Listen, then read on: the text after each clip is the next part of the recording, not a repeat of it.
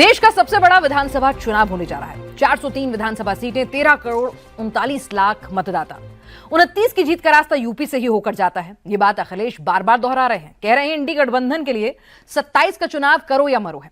BJP भी जानती है कि सत्ता का सेमीफाइनल है, जीत जरूरी है। बीजेपी इसके लिए अपने संगठन पर लंबे वक्त से चिंतन मंथन कर रही थी। खूब चर्चा हो रही थी कि कौन उपाध्यक्ष बनेगा, किसका नंबर लगेगा, कौन मंत्री की लिस्ट में आएगा। आज आखिरकार वो लिस्ट आ ही गई। पीडीए का पूरा ख्याल रखा गया है। प्रदेश अध्यक्ष पंकज चौधरी की टीम में 19 उपाध्यक्ष, 8 महामंत्री और 19 मंत्री बनाए गए। सबसे ज्यादा जगह ओबीसी समाज को मिली है। पंकज चौधरी को मिलाकर अब 25 ओबीसी चेहरे हो गए हैं संगठन में। ब्राह्मण समाज की नजरअंदाजी की जो शिकायतें आ रही थी, उनको भी एड्रेस करने की कोशिश की गई है। ब्राह्मणों का रिप्रेजेंटेशन दूसरे नंबर पर है, 13 महिलाएं भी हैं, तो दल बदलने वालों का भी इनाम बखूबी मिला है। और विपक्ष के लिए परिवारवाद का मुद्दा उठाने का मौका भी दिया गया है इस संगठन की लिस्ट में। तो आज कॉफी पर कुरुक्षेत्र में इसी लिस्ट को डिकोड करेंगे। लिस्ट पर आखिर किसकी छाप है, कौन सा नाम किसकी पसंद का है, किस पर दिल्ली की मोहर है, किस पर लखनऊ की, और सबसे बड़ा सवाल, क्या इस लिस्ट में वो कुव्वत है, इन लोगों में, इन चेहरों में वो कुव्वत है जो इतिहास रच देंगे, जो अब तक उत्तर प्रदेश में कभी नहीं हुआ वो कर दिखाएंगे। यानी बीजेपी के लिए जीत की हैट्रिक, किसी एक पार्टी के लिए लगातार तीसरी बार सत्ता में आना। इसी पर करेंगे चर्चा। खास मेहमान हमारे साथ हैं आलोक मेहता जी, वरिष्ठ पत्रकार, राजकुमार सिंह जी, वरिष्ठ पत्रकार हमारे साथ मौजूद हैं, और देवेंद्र पराशर, हमारे पॉलिटिकल एडिटर हमारे साथ हैं। देवेंद्र, अब डिकोड करना है, इनसाइड इंफॉर्मेशन चाहिए, तो फिर आप ही बताएंगे कि भाई इस लिस्ट में दिल्ली की छाप ज्यादा दिख रही है, लखनऊ की, और कौन किसकी पसंद है? इसमें बहुत सारे जी हैं जो बीजेपी के, उन सब की छाप है। मतलब अच्छा। मिली जुली सरकार है ये, हाँ। और चुनाव के लिहाज से ज़्यादा है बनिस्बत इसके कि संगठनात्मक योग्यता के लिहाज के बजाय चुनाव के लिहाज से ज़्यादा है, क्योंकि अगले साल विधानसभा चुनाव भी होना है। तो लाजमी तौर पे कास्ट कॉम्बिनेशन के हिसाब से देखें तो लगभग अप्रॉक्स 50% कैंडिडेट नहीं, जो पदाधिकारी हैं वो ऐसे हैं जो कि ओबीसी, गैर यादव ओबीसी कम्युनिटी के हैं। ठीक, लगभग 20% ऐसे हैं जो कि गैर जाटो दलित कम्युनिटी के हैं। हाँ।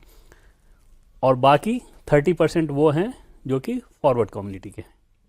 यादव रिप्रेजेंटेशन सिर्फ 2 दिया गया है, तो समझा भी जा सकता है कि बीजेपी का वो कोर वोटर नहीं है। तो उस कॉम्बिनेशन के सहारे, जैसे 6 जो क्षेत्रीय अध्यक्ष हैं, मतलब प्रदेश अध्यक्ष के ठीक नीचे जो क्षेत्रीय अध्यक्ष हैं 6 हैं। पिछली बार उसमें से 4 फॉरवर्ड कम्युनिटी के थे, 2 ओबीसी थे। इस बार 4 ओबीसी हैं, 2 फॉरवर्ड कम्युनिटी के। वो फॉरवर्ड कम्युनिटी एक अवध वाले क्षेत्र के और एक पूर्वांचल गोरखपुर वाले क्षेत्र के। तो कोशिश ये किया है बीजेपी ने कि गैर यादव ओबीसी पर पूरा फोकस रखा जाए, और 2024 के चुनाव में जो झटका लगा था उस झटके को साधने के लिए समीकरण। लेकिन एक दूसरी हकीकत ये भी है कि इन सभी नामों में रिप्रेजेंटेशन ठीक है, कास्ट के हिसाब से आप दे दें, लेकिन अगर प्रधानमंत्री नरेंद्र मोदी, गृह मंत्री अमित शाह, उत्तर प्रदेश के मुख्यमंत्री योगी आदित्यनाथ, ये कॉम्बिनेशन हो तो इन सब के चलते कुछ हो पाएगा, या इनकी कोई ज़रूरत है, या ये कुछ करिश्मा कर पाएंगे, ऐसा बिल्कुल नहीं है। और इनमें वैसा मादा भी नहीं है। सामान्य काम आप कर पाएंगे, जो संगठन के काम होंगे वो कर पाएंगे, लेकिन आप कोई चुनावी माहौल बना दें उन नेताओं के रहते हुए, वो संभव नहीं है। यानी हैट्रिक के लिए तिकड़ी काम आएगी। वो तिकड़ी काम आएगी, और वो काफ़ी है। लोकल लेवल पर आपको एक रिप्रेजेंटेशन देना था, उस काम को बीजेपी ने संगठन के मार्फत बखूबी करने की कोशिश की है। आलोक जी, आप भी इसी राय से इत्तेफाक रखते हैं कि भाई संगठन ठीक है, औपचारिकता थी, हालांकि पूरे घर के बदल डालूंगा कि फिलॉसफी आमतौर पे हम देखते थे कि जिन राज्यों में चुनाव होते हैं उनके उसमें जब टिकट बंटवारा होता है तब ऐसा नजर आता है, लेकिन यहाँ तो संगठन में भी सिर्फ 7 पुराने चेहरों को जगह दी गई। इसी नए लोग लाने का एक जो बीजेपी की रणनीति हमेशा रही है, खास करके प्रधानमंत्री नरेंद्र मोदी जब से आप आए कि अचानक जिनको अध्यक्ष बनाया गया, राष्ट्रीय अध्यक्ष भी तो बनाया गया ना, कोई सोच ही नहीं सकता था। तो मुझे लगता है कि नई पीढ़ी को लाना, एक के बाद एक दूसरी पीढ़ी, वैसे पहले से भी चला है, अटल जी के बाद भी दूसरे लोग तैयार हुए। एक सेकंड लाइन जो है, जो कांग्रेस पार्टी में कम होता है, मतलब ऑफिस ब्यूरो वहाँ भी होते थे ना, यदि हम तुलना करें 2 बड़ी पार्टियां हैं देखा जाए, उस दृष्टि से मुझे लगता है कि नए लोगों को लेने के पीछे, और मैं इन्होंने देवेंद्र जी ने ये तो ठीक कहा, जीतने को तो मोदी जी के नाम पर, मोदी जी, योगी जी और अमित शाह की जो पूरी स्ट्रेटेजी के हिसाब से जो बनता है, साथ साथ अपने जो अध्यक्ष बने हैं नवीन, उनका अपना एक, उनको भी लगता है कि नए लोग रहेंगे तो आगे दूर तक चलेंगे हम लोग।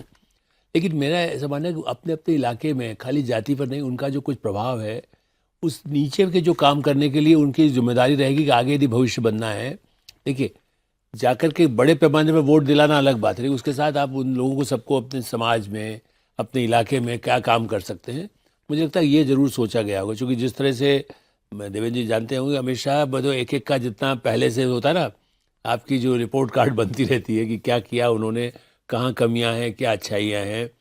वो चूँकि खुद अमित शाह इंचार्ज पहले भी रहे हैं चुनावों के, पार्टी अध्यक्ष के नाते भी, और उत्तर प्रदेश के चुनाव वो भी चप्पा चप्पा। अच्छा, मोदी जी का भी ये है, वो तो खुद पहले भी संगठन में रहे हैं, तो कुछ तो हर इलाके के बारे में जितना इन लोगों का अपना अध्ययन रहता है, लगता है कि शायद देश में पहले भी कभी किसी का नहीं था और अभी भी संभव नहीं है जो उनका जितना काम है।